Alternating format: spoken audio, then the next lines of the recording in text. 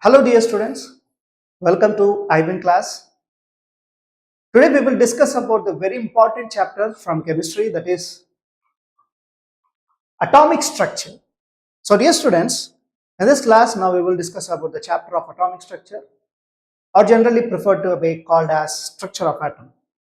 So my dear students, in this class we will discuss about the entire, the concept of the structure of atom, which was proposed by various scientists. So after the completion of this chapter, you will be learning about the whole concept of the atomic structure. And make a point here, this chapter is very important for JEE NEET, where you can expect 2 to 3 questions maximum, or sometimes you may ask to 4 questions also from this particular chapter. So that weightage is important for this JEE and NEET. So my dear student, so let us, getting late, we will now discuss about this chapter. So dear students, if we talk about the introduction of this chapter, so what basically we will talk about in this chapter? So my dear students, we all know that. So in the atoms and molecules chapter, we have learned some theory called Dalton theory. So in that particularly, John Dalton coined the term atom. That means he has named a term, or he has used the term called as atom. He described the atom as it is a fundamental particle or matter and considered to be indivisible or indestructible. That means the atom is indivisible and it is indestructible.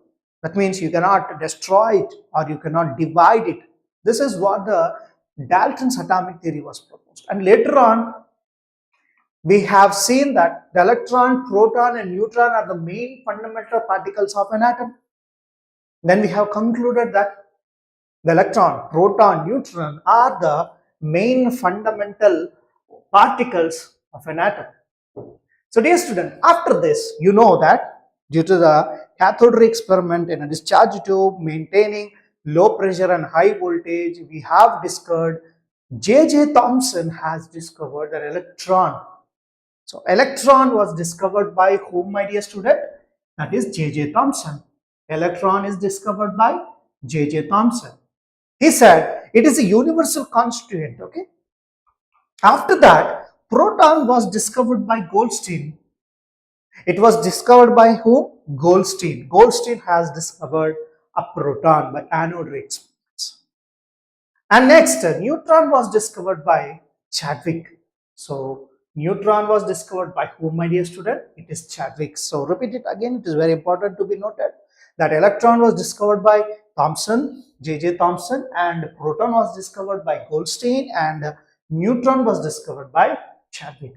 So dear students, among all the elementary particles, neutron is the heaviest and least stable. That means it is the heaviest in the atom and that is most least unstable. Okay. Okay, so this is what a general introduction of how we have came to know about the atoms. After this, it was understood that an atom is made up of protons, generally a positive charge, electrons, generally a negative charge, whose charges balance each other. That means their charges are balanced with each other, making a neutrality to sustain its stability, to exit its essence. Okay, that means protons and neutrons are in equal number of charges. Protons were thought to be located inside the atom since electrons could be removed easily but not protons. So, okay, right? So after that experiments, they thought that electrons can be easily removed. So that means electrons are present in outside the nucleus. That means the protons and neutrons are present embedded together, called as nucleus. After all this, dear student, the major question, what is the question, my dear student? That is, how exactly are these particles arranged inside an atom?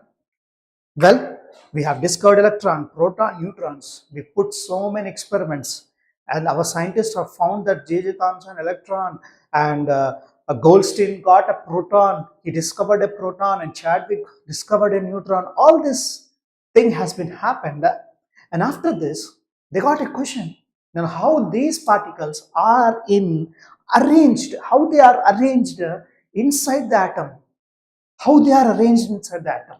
Is that very curious, right? So, just without knowing anything, how can we guess? That makes you to go with several experiments. So, dear students, here now this question is the foundation of our chapter. That means how the structure of an atom is built up. So very quickly, I'll go to the models that was discovered by several times. That means so many theories has evolved. So one scientist comes and say this is a structure and it has some limitations. So after another scientist will come and he will say this is the structure. And entirely we will stick on to only one theory, that is Niels Bohr atomic model, that we'll learn in the upcoming class. So dear students, so what is the first theory which was proposed? So that is J.J. Thomson. So the discovery of electron, our scientist, the J.J. Thomson, proposed that an atom is positively charged sphere in which electrons are embedded like seeds in a watermelon. A very simple concept. That means he said that in a watermelon or in a plum pudding cake, if you see or if you cut a watermelon, you can see a red area, right? The red color area in which you find the black seeds of that particular watermelon embedded in it. Exactly the structure atom look like this. He said like that. What he said is, now look at here in the picture, the blue color area which was actually present here, that is the positively charged matter, that means the protons. The protons is the positively charged matter, that means they are a charged sphere in which the electrons are embedded in it. Okay, he was said like this. It's exactly the watermelon. Okay, he has taken that particular watermelon and had said that this is how the atom is present. The how like in a proton sphere the electrons are embedded in. So this is what the model he has proposed. But here, according to this model, electrons were not free to move but fixed within a positive sphere, right? Because they are fixed, they are embedded in it, they are not movable, they cannot move. So they are fixed with one position. So the positive charge of the sphere balance the negative charge of the electrons, making the atom electrically neutral. And this is what the theory he has proposed. So J.J. Thomson has said that okay, this atom, the structure of atom, in that particular protons and electrons are arranged in such a way that a watermelon model, a plum pudding cake model. So like how the arrangement of the seeds in a watermelon, the electrons are arranged in such a way in a positively charged sphere, and this is what it has proposed. So we have a limitation in this theory, that is the model failed to explain the result of scattering experiment of Rutherford in the stability of an atom. So here, after this proposal of theory, another scientist has come and he thought to explain the structure of atom, and he had said some new concept, and that is what we are going to discuss in the next slides. So upon the discovery of the particular atom, then he came to know that so this theory what J.J. Thomson has exactly proposed has failed to explain the scattering experiment of the alpha particles, and he could not explain the stability of the atom. So this is how he has explained. Okay, so this was the limitation of this model. Okay, now next, dear students, let us go with some questions here which can be asked in the examination of JEE NEET. So that questions are, so let us see the question here, my dear student. In Thomson atomic model, the positive charge of an atom is, Thomson atomic model has proposed that positive charged atom is what? Positive charge of the atom is how? Let us see, concentrated in the nucleus. Is it concentrated in the nucleus? That means it is present in one area, or uniformly spread throughout the atom, absence of electrons, or present at every surface. So if you check out, my dear student, concentrated in the nucleus, no, it is not in the concentrated area. Uniformly spread throughout the atom, like how the red area in the watermelon is spread out, that is how it is uniformly spread. So I pick second as a correct option, and let us go with next two options. Absence of electrons, how could it be possible? No, present only at the surface. But that means the outermost area. No, that is all wrong. So option number 2 is the correct answer. I hope you are getting this right. Now let us go with the next question. The main drawback of Thomson atomic model was it could not explain what? It could not explain the stability or the alpha ray particle scattering, which was experimental done by the Rutherford, right? So let us go with the options: the stability of the atoms, scattering of alpha particles, presence of electrons, and the neutrality of atoms. Like exactly, if you ask me the option 2, scattering of alpha particles, the experiment which was led by the Rutherford. That is what the option 2 is the correct answer.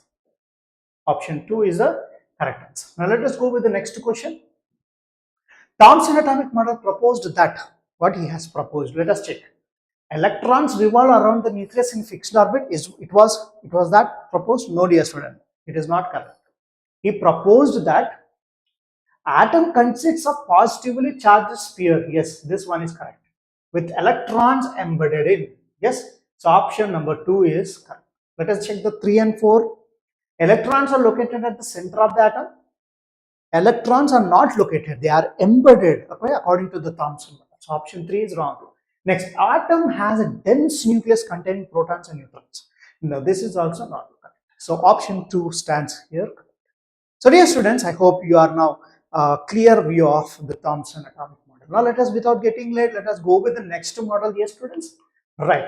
So here, the next model, the next scientist, due to the limitation of the Thomson model, now the next theory of model has been proposed by our scientist, that is Rutherford atomic model. That is a somewhat a revolutionary to explain the structure of an atom very precisely. So what does this theory is now talking about? Let us discuss here. So dear student, let us have our introduction of our scientist first. Let us know some good things about him. That is, he was born in Spring Grove on 30th August 1871. He was born in 1871 and he was glorified at 1937. Right. Next is, he was known as the father of nuclear physics. Right.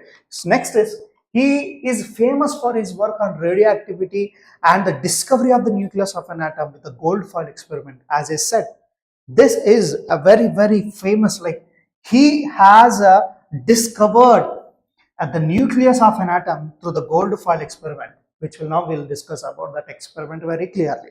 So next, dear student, he got the Nobel Prize in chemistry. Okay, he got the Nobel Prize in chemistry at 1908. So this is a general introduction of it. Now let us discuss about the Rutherford atomic model very clearly, my dear students. This is somewhat interesting. So right, are you ready to listen about this? Right. So let us go with the Rutherford model of an atom. Yes, students. So Ernest Rutherford was interested in knowing how the electrons are arranged in an atom. He was very curious to know how these electrons are present in the atom, how they are present. Okay. Next, Rutherford designed an experiment for this. So he has made and set up. Oh, he had done an experiment. Okay, what is that experiment? Here is, in this experiment, he took fast-moving alpha particles. So he took a fast-moving alpha particles. That means they will move very fast. That means they are moving very fast. Were made up of these fast-moving particles were made to fall on a thin gold foil. So let us see. The alpha particles is a positively charged particles having 2 units of positive charge and 4 units of mass. That means, my dear student, there is nothing to be distracted here. It is alpha particle having 2 charged particles. So let me say there is an element having 2 positive charge. Okay. If I say E means, you can take it as a electron. I just take it as, okay. So I'm taking as element A, okay, for your understanding. That means it has 2 protons. That means no electrons are present, okay. So 2 protons means then also we have 2 neutrons. Totally we have how much? It is 4 mass. So dear student, that is what the alpha particles. Why he is particularly he has took that particular alpha particles mean because they are fast moving. He need a fast moving particles which can bombard with the gold foil. Now see, this is the setup he has made. Take a source of alpha rays. They are the beam of positively charged particle. Now has taken a gold foil. Let us stop here and let me tell you the reason why he took the gold foil. The reason why he took the gold foil is he wants a thin metal, as thin as metal. Okay, that means if you ask me, upon all the metals present in this, which is the most ductile? Ductile metal is the gold. Gold is the most ductile metal. Okay, so from 1 gram of gold we can draw 22.4 kilometers of thin wires. That means it is such a ductile. So that is the only possible metal where that is the thinnest we can done. So there is no other metal rather than gold which can be made as thin as gold. Okay, right? So that is why it took. Why? Because he want that thin metal to pass, to allow the alpha particles. So when thickness is done, it can easily pass. So that is the reason why he took the gold foil. Okay, right? So in front of the source he kept the thin gold foil. Now you see here, this is what they kept the screens to detect the alpha rays, and these screens were coated with the zinc sulfide. Okay, so next is he has passed the alpha particle. See here, you can see the passing of the alpha ray. The first ray passed through the gold sheet. So he has assumed that he sent that ray, and he saw that that particular alpha ray has been went through that gold foil, and he is touching the screen here. So let's see the reason behind this, performing a simple experiment, my dear student. So here, look out here. So stand near a fence and throw a stone towards the fence. Okay. Now you stand through the fence and you just take a stone and throw through. See, look at the stone here. So it has passed the fence. So the stone passes through the fence to the other side. That means what, dear student? Why does this happen? How it has happened? Because there is a lot of empty space between the two planks. You can see, right? Here is one plank and here is the second plank, and here you have a lot of space. Okay, right? In that space, our stone has passed and went outside of the fence. Hence, the stone passes through the fence because it has an empty space, lot of empty space. So, due to this lot of empty space, it has traveled without any obstruction. So, it has passed through the fence, and that is the same way we can say that. So, dear students, the gold atom, there is a lot of empty space from where the alpha particles has come. Like how the stone has passed with the fence, you can also assume that gold foil, the gold foil what we have kept here, where the alpha ray particle has passed and which has come out, that means there is a space here. There is what? There is a space which the alpha particle can easily come out. So dear students, see here, now look at the next thing. After he has sent he sent a rays. Out of that, he has observed that one of the ray has been deflected. Okay, it doesn't pass. It has deflected. Now look at here. The second ray hits the gold foil and turns back. Now let's see the reason behind here. Now look at the same boy here, and now just to throw the stone, and see here. Now this stone has hit this plank. Okay. It has hit the plank and it doesn't pass through out of the fence, and it just falls in the fence. That means the second stone hits the fence and turns back. Okay, why does this happen? Because this happens because the stone hits the plank and doesn't allow the stone to pass through it, right? So as in the same way, so here the gold foil atom, there is a positively charged part. Okay, so this alpha particles directly hit the positively charged particle, and it turned and it has deviated its angle. So it has deflected back. So it doesn't pass here. It has deflected and it came out. So that means it doesn't pass through the gold foil. That reason behind it is the positively charge present in the gold foil. So dear students, now look at this. If I send alpha ray particles, how many are deflected, how many are not deflected, you can see here. So here it is now passed, it is also passed. Now this one is also passed, and see this one has deflected. Upon this thing, by what we can conclude here, dear student, that means 3, 4, 5. Let's assume we are sending a 5 alpha particles, so in which only 3 have entered, that means 2 are deflected. Means there is possibility of entering of alpha particle is more. That is because there is a lot of empty space, right? If there is no empty space, all the 5 rays would be deflected. But here, only 3 are entering and only the little amount of particles are deflected. That means there is very small space which is occupied by the positively charged. That means they are very small, in which only a few are deflected. So majority of the rays passes through the gold sheet. This shows that the part from which the positively charged alpha particles turns back in very small in size compared to the empty size. That is how we can conclude. That means, so in an atom, the positively charged sphere takes a little amount. As if in the Thomson model, as he said, the red sphere, the red color in the watermelon is just look like a positive sphere. That means if we send alpha particles, all the rays should be deflected, right? But here the thing is not like that. It is entering through this because there is space. So this is how we concluded, and that is what the limitation of the J.J. Thomson, right? So dear students, conclusions of Rutherford alpha particle scattering experiment shows the presence of nucleus in an atom. So what has he given? So here, nucleus of an atom is positively charged. He said that it is a positively charged. Nucleus of atom is very dense and hard.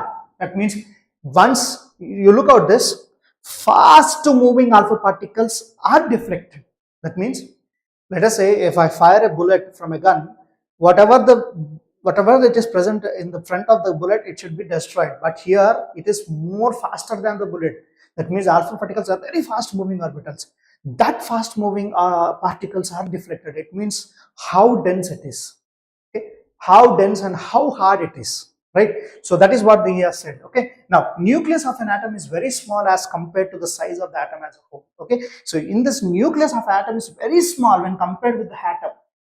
So dear students, the radius of nucleus has been found to be 10 to the power of 5 times smaller than the radius of an atom. For example, to understand this, if we take a stadium, a cricket stadium, the relative size of the nucleus in an atom is roughly the same as the size of the pea here.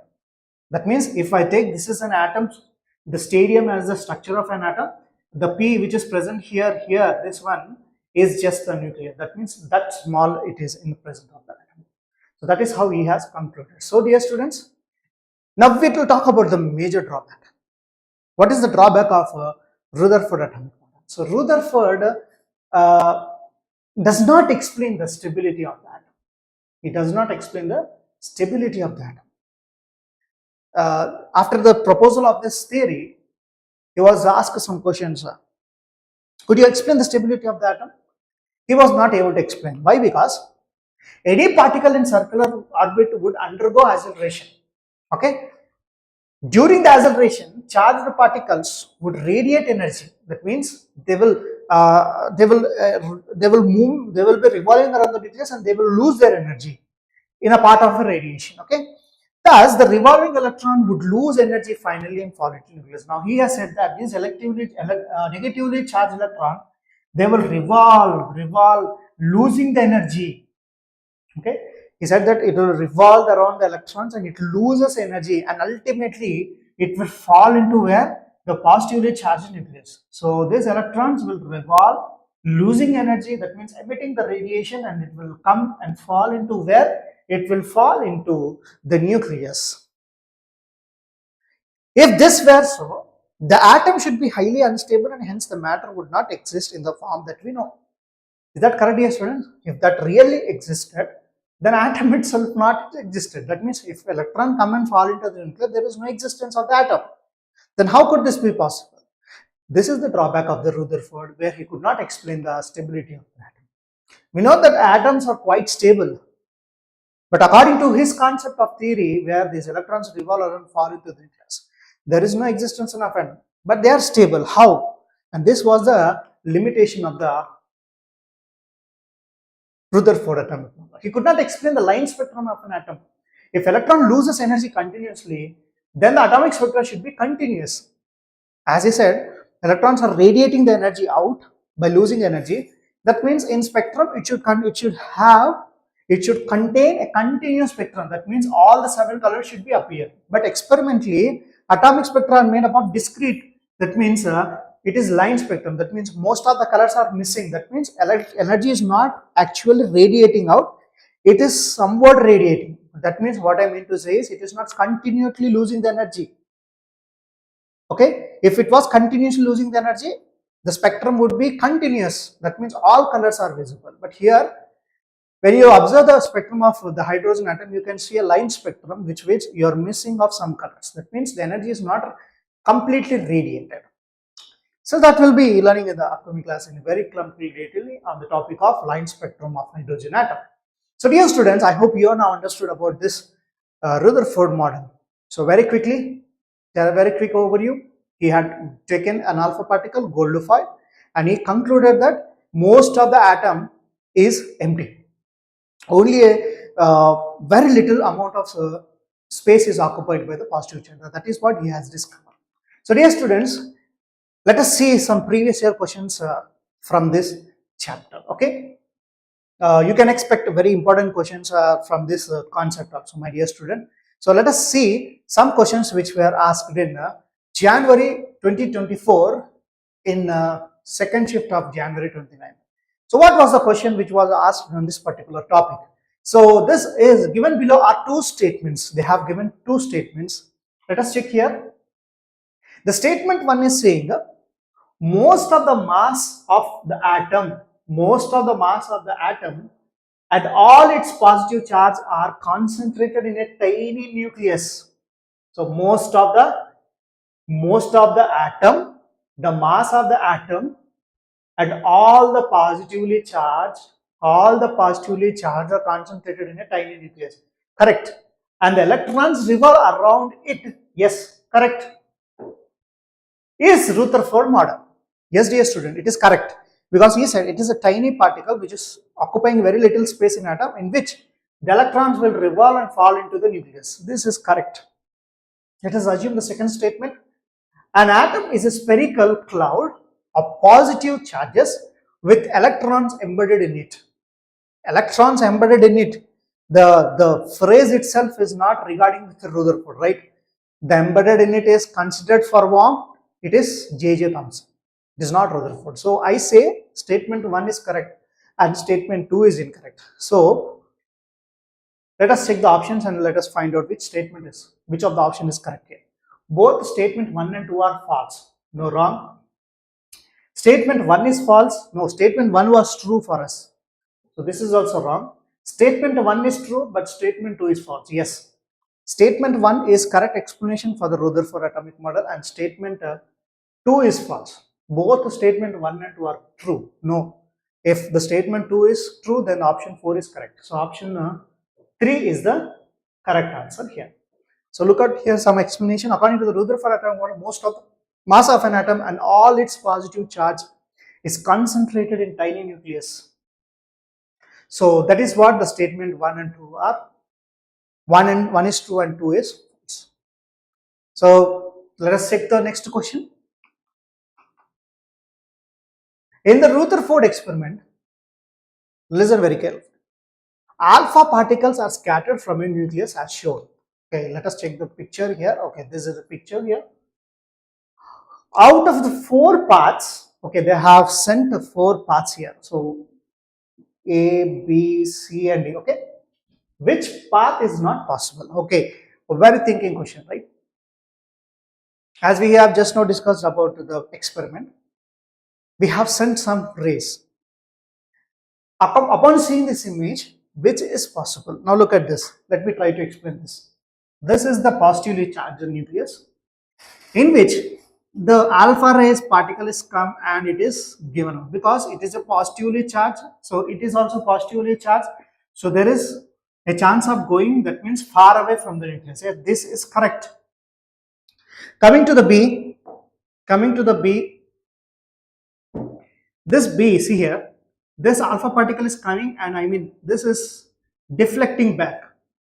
That means it has exactly passed to the center of the nucleus, which is very hard and dense, and that is why it is deflected, right? So that is why the B is coming back. Now look at the D here, which is very far. So that means this electron, that means the alpha particle, I'm sorry, it is not an electron, it's a proton. The proton, now it is coming very far. That means this can also be possible. Now look at this C, it is going into the, like it means it is in the alignment of this nucleus. That means it can see there is an attraction. Okay, there is an attraction. See, dear students, protons are positively charged and alpha particles are double positively charged. How can there be an attraction? There is a repulsion. So that is why C is not possible. So A is going far away, B is deflected, D is also going far away, and C is attracted. Upon the observation, we can say C is attracted, but that is not possible. So option C is the correct answer. So dear students, see here, A is deflected at small angle, B approaches very close and rebounds, deflected at a D moderate angle, so it is also possible. But here, alpha particles bend towards a nucleus as if it is attracted, but it's not possible. So dear student, that is how this is not possible. All the three are possible. So I hope you understood this. So we will now discuss about the next topic, that is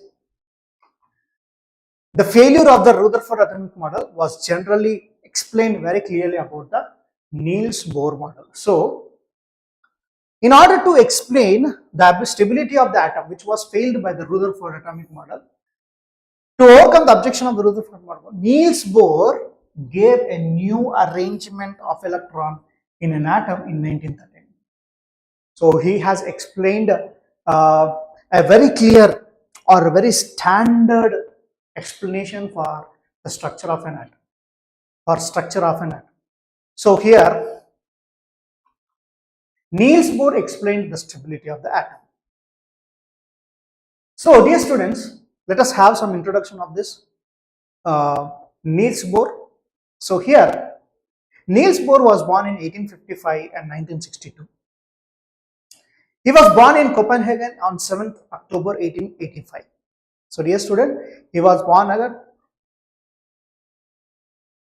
Copenhagen in 7th October at 1885. So dear student, this is what our introduction of the Niels Bohr. Okay. So dear student, he was appointed as a professor of physics at Copenhagen University in 1916.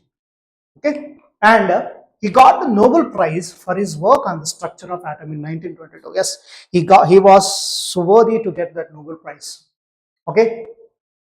So without anything late, let us see the postulates of Niels Bohr. And we have some more points left over here. Among the professor of Bohr's numerous writings, 3 appearances are the books as.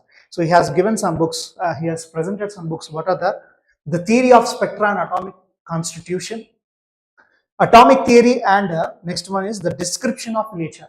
Those 3 very wonderful books which was discovered by the Bohr's atomic model. So dear student, let us go very quickly what this Bohr's atomic model has been described about. So in order to overcome the objection raised against the Rutherford model of atom, Niels Bohr put forward the following postulates about the atom. So after the Rutherford atomic model and his limitations, where he could not explain the stability of the atoms and also the line spectrum, Niels Bohr sat down and he helped the statements of Rutherford to be very strong, and he could explain the stability of the atom. Now, what are the postulates that he has proposed? We will check here. So, first one, only certain special orbits known as discrete. Very important point, my dear student. Very, very, very important point. It is discrete orbits are present in an orbit where the electrons are present and allowed inside the atom. You can see these are the discrete orbits. Okay. While revolving in the discrete orbit, the electrons do not radiate energy, as he had said that Rutherford said that electrons are radiating energy, but Bohr is saying it doesn't radiate the energy, it doesn't lose the energy, okay, while revolving around the orbit. These orbits are shells, you can say orbits or shells are represented by the letters. He has represented them as K, L, M, N. I'm sorry. Or you can also represent them with the number that is 1, 2, 3, 4. He has said, okay, these are the orbits, discrete orbits where the electrons revolve around the nucleus and it will not radiate the energy. And they are named as K, L, M, N or 1, 2, 3, 4. So dear students, there is a limit to the number of electrons which is energy level can hold. For every shell, there is a limit of electrons to hold. Let us check. What is the limit of electrons here? The maximum number of electrons which can be accommodated in any energy level of an atom is given by the formula 2n square, where n is the number of the energy level, where n refers to 1, 2, 3, 4. Okay. Okay. So now let us see here.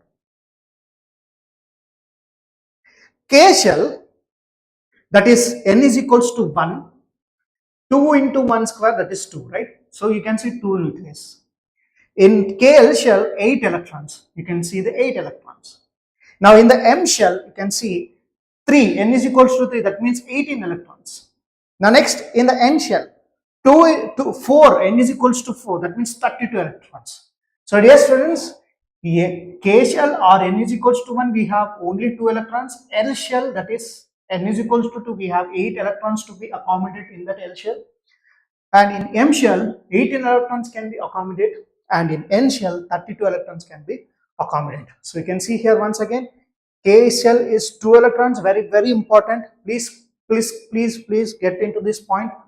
And L shell, it is 8 electrons.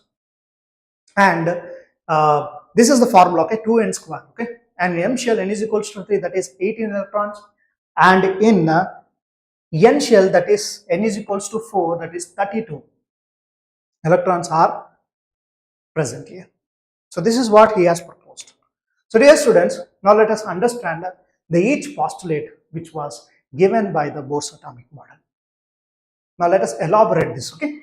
Let us go, without getting late, let us go with the first postulate. Dear student, what is the first postulate? Electrons revolve around the nucleus with a definite velocity in a circular path or fixed radius of energies called orbits or principal energy levels or main energy or main shells or shells. You can call it this number of names. So these orbits are arranged concentrically around the nucleus, okay. These electrons revolve around the nucleus in a circular orbits. Those are called as energy levels or orbits or shells. This is how they are, like they will revolve, okay. They will revolve.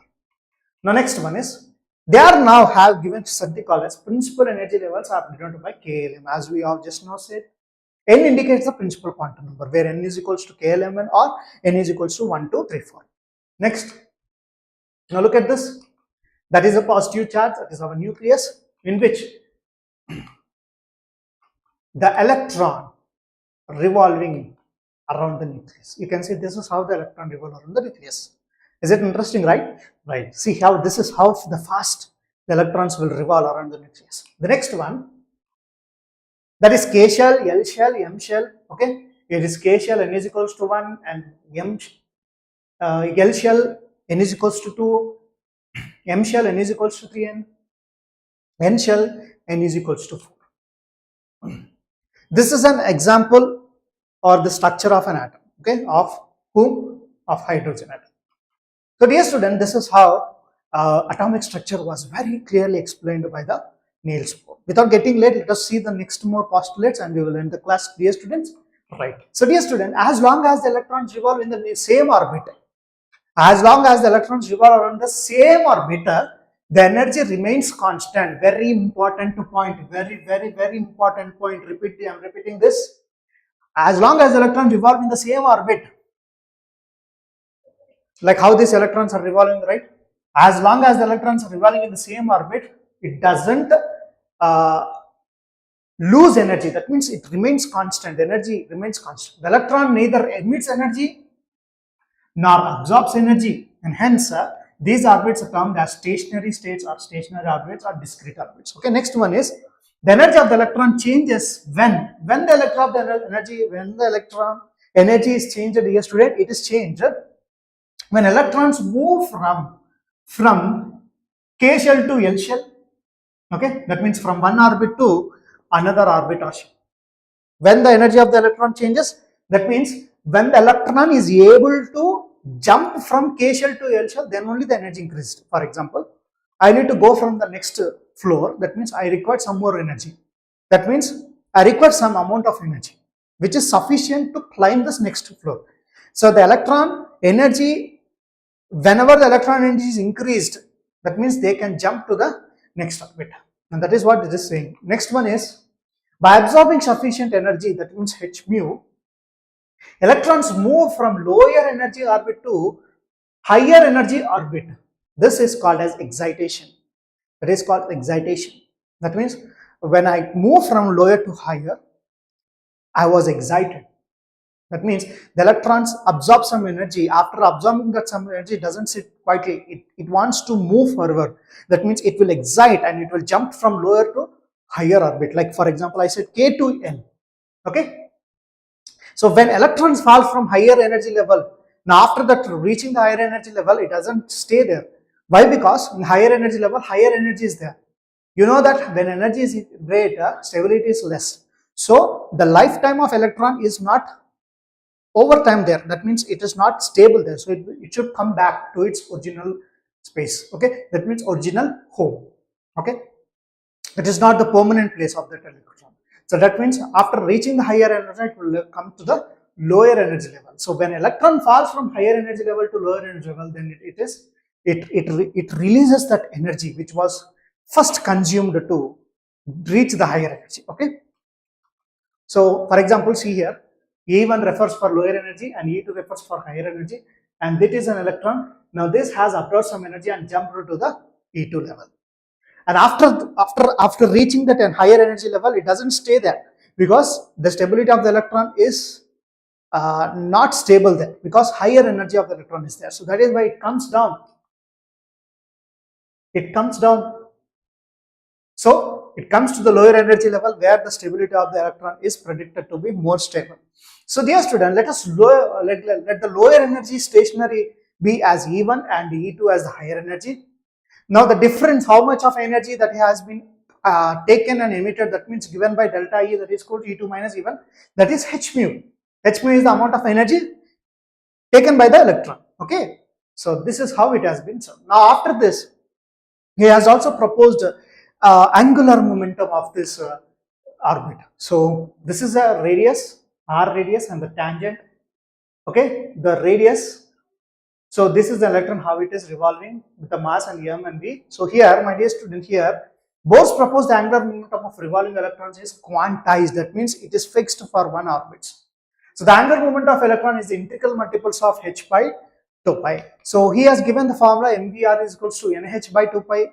M is mass, v is velocity, r is radius, n is the Planck's quantum number and the principal quantum number, and h is the Planck's constant, and 2 pi. Okay, so here mass of the electron, velocity of the electron, radius of the orbit, number of the orbit, and it indicates the first, second, and quantum numbers of the orbits, and n is termed as a principal quantum number. So he has proposed the angular momentum. To find out the angular momentum, he has proposed the MVR.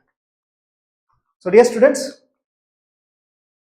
for example, 2 pi radius covered by electron around the circumference of the orbit. MVR is equals to nh by 2 pi. How can we identify? When n is equals to 1, MVR is equals to, where n is equals to 1 means h by 2 pi or 1 nh by 2 pi, it is okay. For n is equals to 2, now it becomes 2h by 2 pi, n is equals to 3, 3h by 2 pi, etc., which are fixed values, hence angular momentum is quantized. Now these are the fixed values.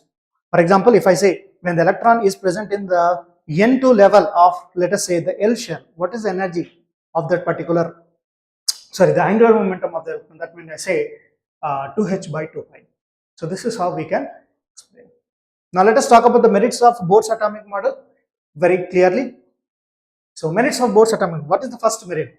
It could explain the spectra of hydrogen and hydrogen-like ions. That means one electron species, that is H plus, He plus, Li2 plus, Be3 plus, and Be4 plus. That means he was very successful in explaining the hydrogen spectrum. Okay, hydrogen spectrum was explained. That means like what we have discussed in the continuous spectra. That means all the 7 colors are appearing, but only few lines are appearing hydrogen atom. which was not explained by the Rutherford, right? It was explained very clearly by the Bohr's atomic model. And this particular line spectrum of hydrogen will be covered in the next class very clearly. Don't miss the video. It is very, very interesting topic. So, right, next one. It could explain the stability of the atom by proposing stationary orbits. Yes, which was the drawback of the Rutherford, where he could not explain the stability of the atom, right? Now he has explained. See, electrons are revolving around the nucleus without giving off the energy or taking the energy. So it was stable. As long as the electron is in that orbit, it will be revolving around the nucleus. That means it is stable. It is not losing nor gaining energy. The energy is sufficient to revolve around the nucleus. That means they are stable. Okay. Now, dear student, it was able to calculate the Rydberg constant, which is a good agreement for the experiment determined. So, Rydberg value is 109678 centimeter. Now, how to remember this value? I'm just giving a tip here. Take it out. How to remember this value? Generally, a Rydberg value is 109678. How can we see here, my dear students? So, 109,876. Okay. This is the descending order of numbers of 10 to 6, right?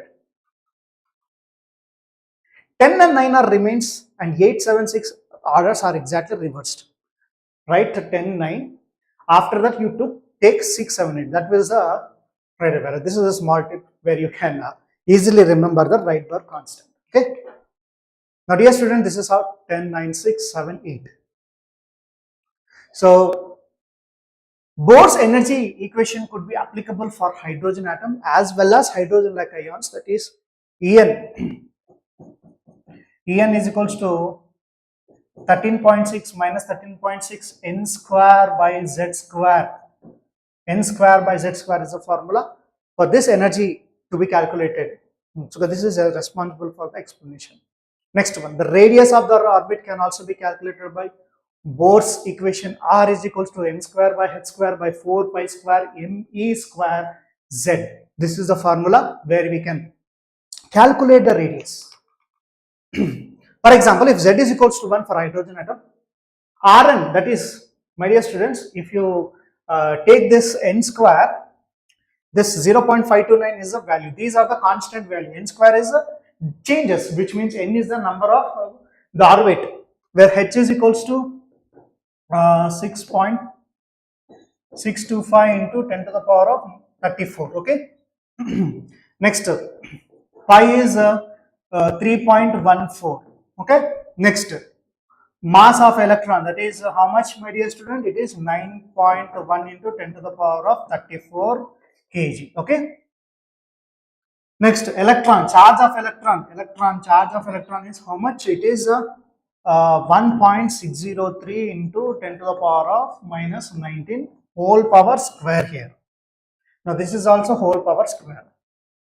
So, after all this calculation, we get 0.529, approximately you can take 0.53. After these values, see dear students, questions from this particular Niels Bohr model from this type of equations only.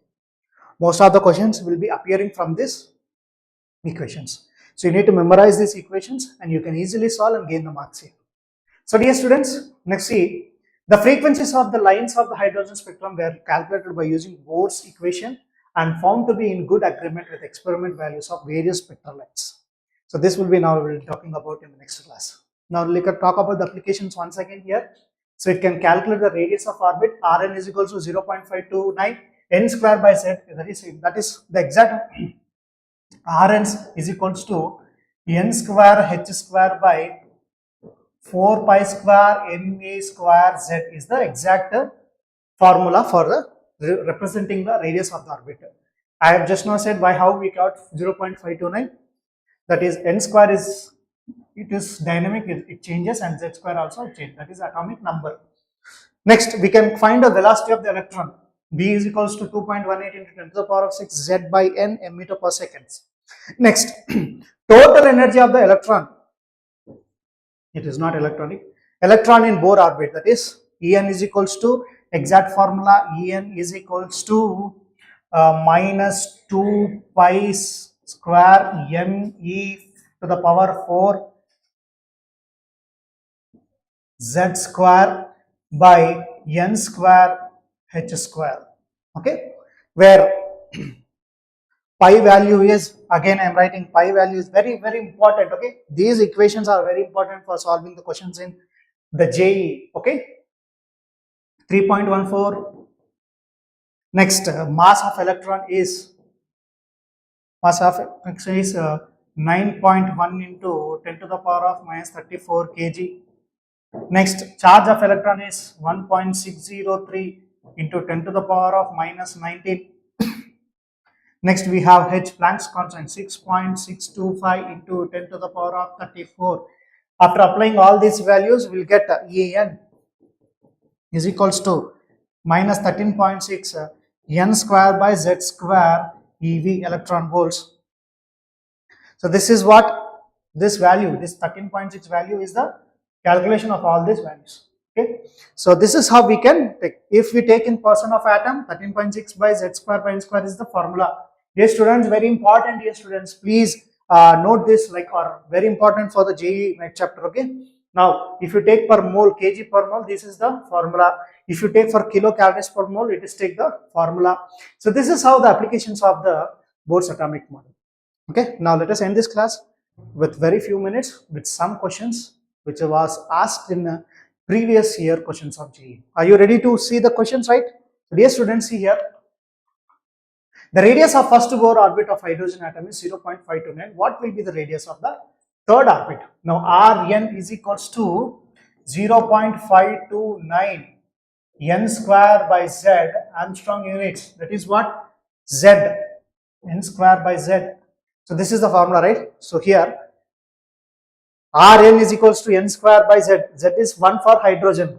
Hydrogen atom, Z is equals to how much, my dear students? It is 1. So that is why we are just taking out Z here. So they have given the value of 0.529. Okay. Now see here, where A naught, that is 0.529A. Now they are asking the radius of the first Bohr of orbit is this much, and what will be the radius of the third orbit? That means for n is equals to 3. That means third orbit will n is equals to 3. So here R3, 3 square, that means n square, n is 3 now, 3 square into 0.529, that is equals to how much? 4.761 Armstrong units. This is how we can calculate the radius. So this type of questions are appeared, my dear students. Now let us go with the next question, which was asked in this January 2025, JEE 2025, January 22, shift 1. Radius of first excited state of helium ion is given as A naught. Radius of first stationary of hydrogen atom. Now they have given some options here. See here, to solve this question, we know the formula, right? Rn is equals to, exactly, Rn is equals to n square by z. This is the formula. Now for helium ion, which is hydrogen like what a nuclear charge is, Z is equals to 2. Helium, Z is equals to 2, right? Atomic number is 2. The first excites corresponding N is equals to 2. That means for excitation, helium ion N is equals to 2. That means the first excitation, that is equals to N is equals to 1. The first excitation level is where, let us, for example, see here, electron is present here in the first orbit. Now it want to excite. What is the first excitation state? That is N is equals to 2, right? So substitute the values here now. N becomes 2 here. So 2. Now in place of N, I am writing 2 here, and we get N square, that 2 square is 4. 4 by 2, that is 2 A naught. So thus the radius of the first excited state of helium ion is 2 A naught. So this is what the answer is. B is the answer. So this is how we will calculate on the basis of the Bohr's atomic model. Let us end this class with the demerits of the Bohr atomic model. Yes, do we have demerits for this model? Yes, we have the demerits. Let us see what is the demerits of the Bohr's atomic model. It could not explain the spectrum of multi-electron species. Like it only explained the hydrogen atom and hydrogen hydrogen ions like atom. It only explained the spectrum of hydrogen and the ions which resembles the hydrogen only, but it could not explain the spectrum of higher atoms. such as helium, lithium plus and beryllium, barium 2 plus, etc. Next, it could not explain the fine spectrum of atoms or ions. When observed under high resolution spectrometer was found to contain the line spectrum is known as fine spectrum. Okay, that is line spectrum. Okay, we will see in the next class. Now, it could not explain the Zeeman effect, that is splitting of spectral lines under the influence of strong magnetic field. Next, Stark effect. It could not explain the Stark effect, that is splitting of spectral lines under the electric field. So these were the drawbacks of the Niels Bohr atomic model. We have left with one point.